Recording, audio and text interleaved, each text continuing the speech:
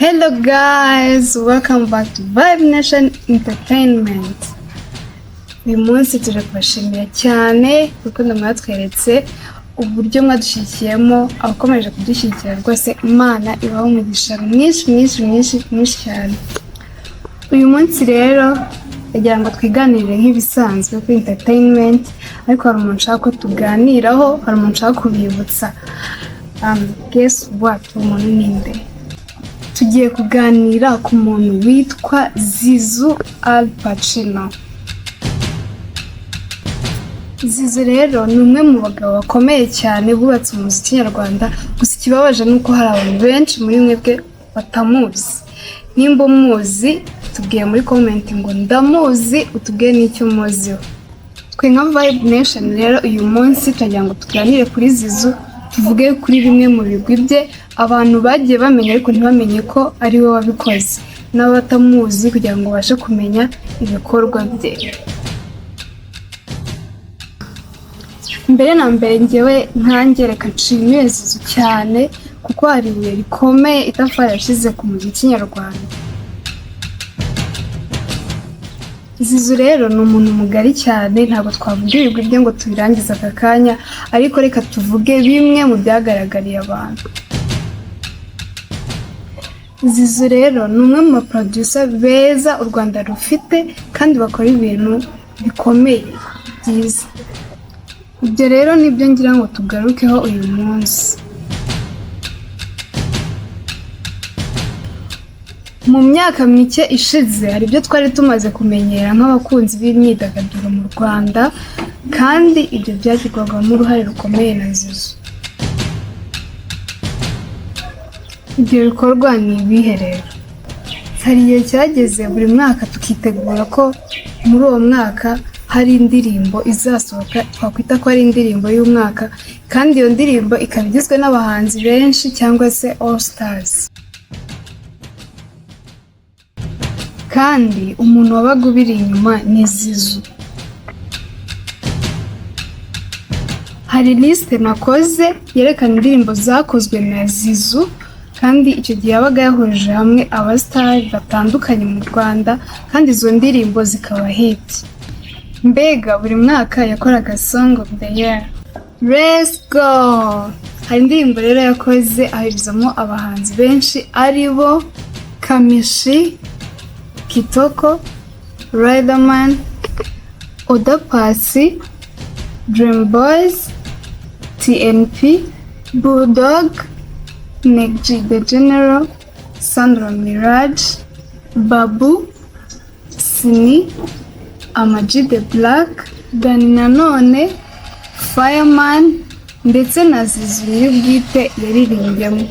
Iyo ndirimbo rero bakaba barayise oh oh oh oh oh oh. Iyo ndirimbo ni Arambona Agaseka.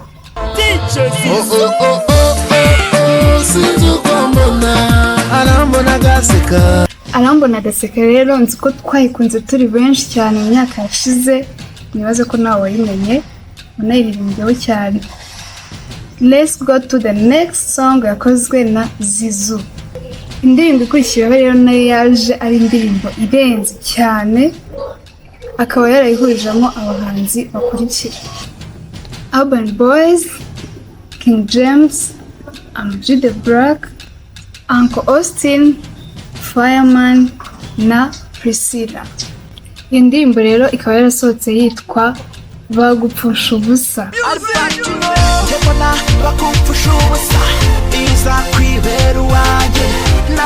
Indirimbo rero ikaba yarabiciye bigacika mu gihe cyayo. Let's go to the next song.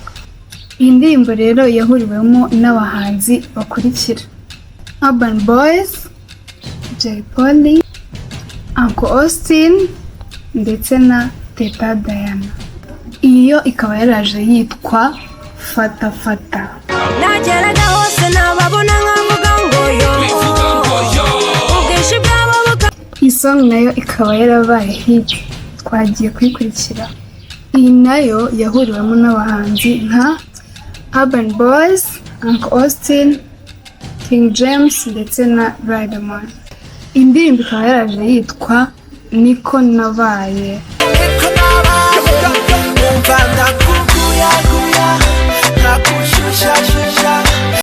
indirimbo rero nzi ko twayikunze turi benshi cyane byashyushye. Twagiye ku ndirimbo ikurikiraho. Iyi ndirimbo ikurikira rero yari igizwe na Urban Boys, Riderman, Christopher, Knowless ndetse na Danny Vumbi. Iyo bakaba barayise vuba vuba.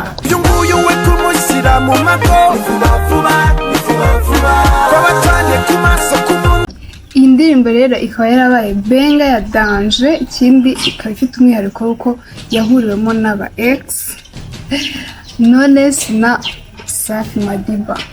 Indirimbo rero yakoze zari nyinshi cyane, ahubwo ndikibaza nimba ntayo nasubiyemo inshuro ebyiri, gusa ndibaza ntayo. Indi ndirimbo rero nagira ngo tuvugeho igizwe na Bruce Melody, Amalon, Uncle Austin na Riderman.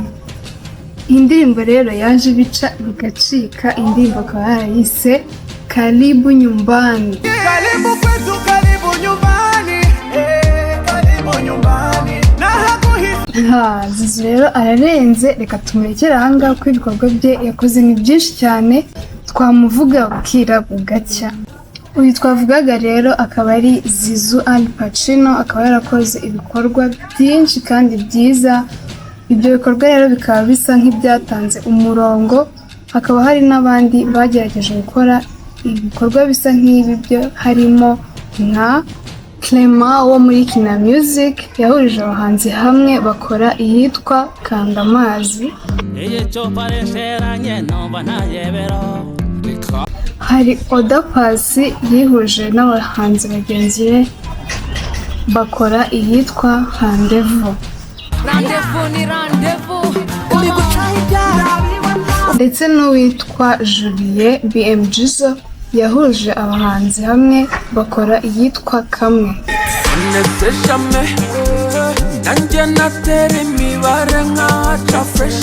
Hari n'abandi benshi bagiye bakora ibikorwa nk'ibyo nyuma, ariko icyo twashakaga kuvuga uyu munsi ni Zizou ndetse n'umurongo mwiza yabihaye.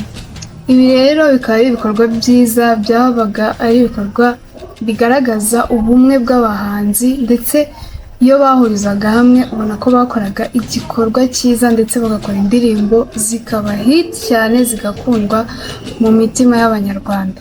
Mwakoze rero kubana natwe, thank you for watching. Tuzongere duhure muri video y'ubutaha. Mwibuke gukora subscribe, sharing inshuti zanyu, comments zanyu turazikeneye cyane kandi turazisoma. Thank you.